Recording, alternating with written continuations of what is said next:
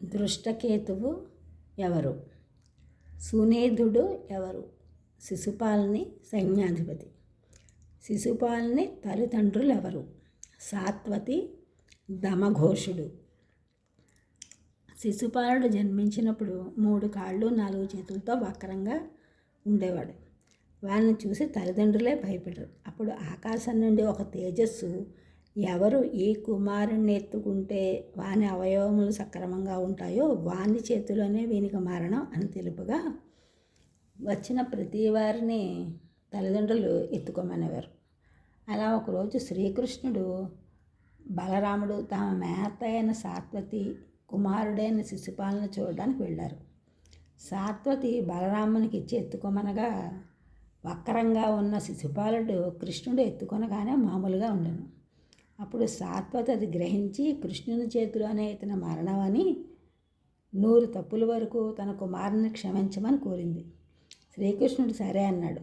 అందుకే ధర్మరాజు రాజసూయయాగం చేస్తున్నప్పుడు ప్రథమంగా అర్ఘ్యం శ్రీకృష్ణునికి ఇచ్చినప్పుడు అనేక మాటలు మాట్లాడాడు శిశుపాలుడు. తర్వాత తన సైన్యాధ్యక్షుడిని పిలిచి మాట పెరగగా యుద్ధం చేయమన్నాడు. భీముడు తన గదలను పైకి లేపి శిశుపాలను సంహరించుటకు ఉద్యుక్తుడవగా భీష్మాచార్యుల వారు ఈ వృత్తాంతం తెలిపి, శ్రీకృష్ణుడే దీనికి తగినవాడని, ఈ యాగం ఆగిపోకుండా నువ్వే చూడు అని శ్రీకృష్ణుడికి తెలుపగా శ్రీకృష్ణుడు శిశుపాలుని సంహరించి అతని కుమారుడైన దృష్టకేతుకు పట్టాభిషేకం చేసి రాజసూయయాగం సక్రమంగా జరిపించడానికి ప్రయత్నించాడు. శిశుపాలుడు ఏ మహీపతి రాజ్ఞిని అపహరించి వివాహం ఆడాడు? బభ్రు మహీపతి రాజ్ఞిని.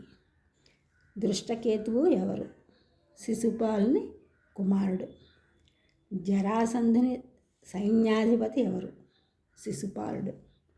ఈ ఛానల్ చూసిన అందరూ కూడా సబ్స్క్రైబ్ చేయండి, షేర్ చేయండి, లైక్ చేయండి, కామెంట్ చేయండి. సబ్స్క్రైబ్ చేసిన అందరికీ కూడా కృతజ్ఞతలు. షేర్ చేసిన, లైక్ చేసిన, కామెంట్ చేసిన అందరికీ కూడా ధన్యవాదములు.